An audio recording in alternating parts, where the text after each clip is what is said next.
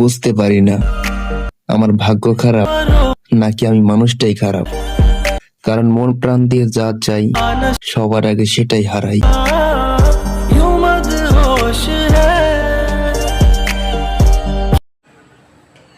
জবাদি কি বলে এটা কথাগুলো একটু শুনেন, তারপর আমি বলতেছি। কি রে ভাইরাল ভাই, তুমি তো ভাইরাল হয়েছিলে কলা গাছের সাথে নাচ করে। ভাইরাল হওয়ার পরে এখন কি শুরু করে দিলা, মেয়েদের সাথে নাচ করা? জবাদির কথাগুলো তো শুনলেন। আসলে ভাইরাল ভাই কি করছে না করছে সেটা নিয়ে তার এতটাও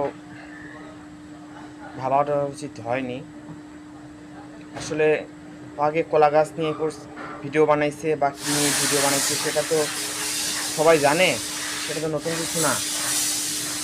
আর জবাদি বলল যে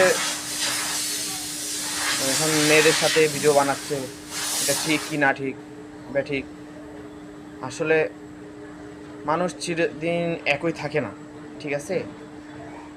সে ভিডিও বানাচ্ছে, খারাপ কিছু তো করেনি, বা তার খারাপ কিছু মন্তব্য তো কোনো কেউ করেনি। আসলে খারাপ মাইন্ডে নিলেই খারাপ হয়।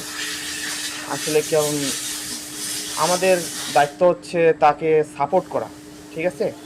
তার বিষয়ে সমালোচনা করে তার মন মানসিকতা দুর্বল করে দেওয়াটা এটা কিন্তু ঠিক না কারণ যেহেতু দিন শেষে সবাই কন্টেন্ট ক্রিয়েটর করে, সেই ক্ষেত্রে সবাই আমাদেরকে একে অপরের পাশে থাকা দরকার। তাকে নিয়ে ব্যঙ্গ করে তার মন মানসিকতা ভেঙে দেওয়ার মতো এমন কাজ কিন্তু কোনো ব্লগারের কাজ না বা কন্টেন্ট ক্রিয়েটরের কাজ না, ঠিক আছে? তাই আমি বলতেছি, আমি ভিডিও বানাইতে আজকে বাধ্য হলাম, কারণ আমি ভিডিও বানাইতে পারি না। সেক্ষেত্রে আমি সবার এই মন্তব্যগুলো দেখেই আজকে ভিডিও বানাইতে বাধ্য হয়ে গেছি। আমি যদি ভুল কিছু বলে থাকি আমার ক্ষমা দৃষ্টিতে দেখবেন।